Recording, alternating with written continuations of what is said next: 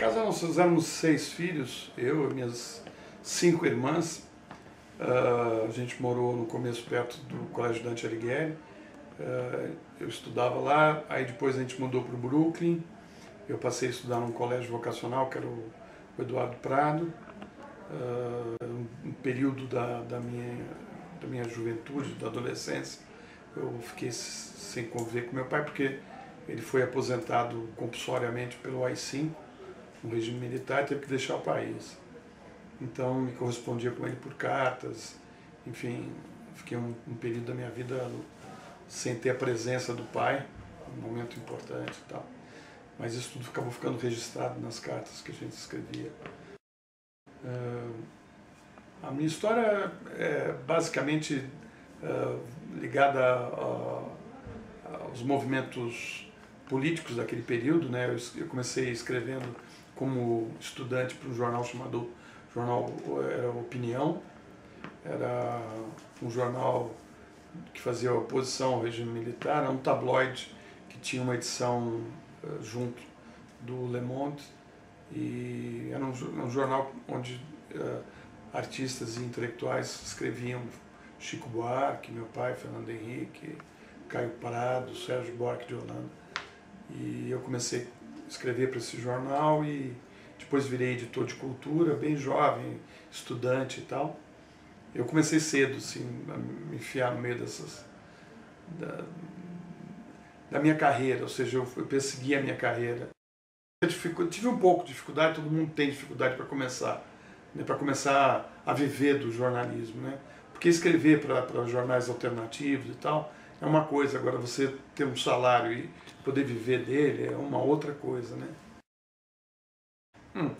Eu não sei, não, se eu não fosse jornalista, que eu seria. Eu não sei, talvez arquiteto, que é uma coisa que eu gosto, sociólogo, mas seria um sociólogo frustrado, porque seria a mesma carreira que meu pai, acho que talvez não. O fato de carregar o nome Florestan Fernandes acabou se tornando um problema para a minha carreira, porque ele era um intelectual conhecido, escrevia para vários jornais, enfim, ficou uma coisa difícil, né? E acho que mesmo ele no começo ficou muito preocupado. Acabou sendo engraçado, né? Porque meu pai ia no banco, aí a caixa do banco falava: você é o pai do repórter, né? Eu deixei de ser filho dele e ele passou a ser meu pai a partir do momento que eu virei repórter de televisão. E ele achou muito divertido isso, e acho que para mim foi muito bom também, porque eu construí a minha carreira independente do nome dele, enfim.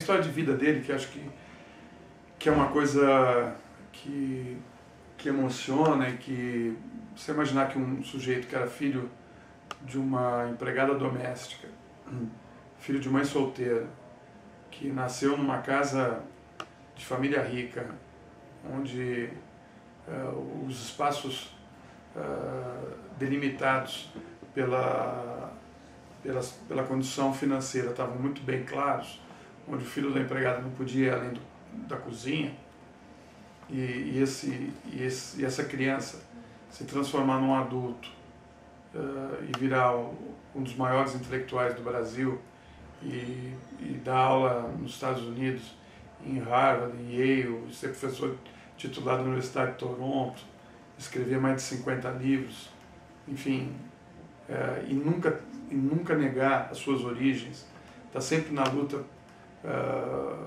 pelos de baixo, pelos que são excluídos, né? Eu acho que isso tudo é um exemplo de vida que ele conseguiu passar para os filhos.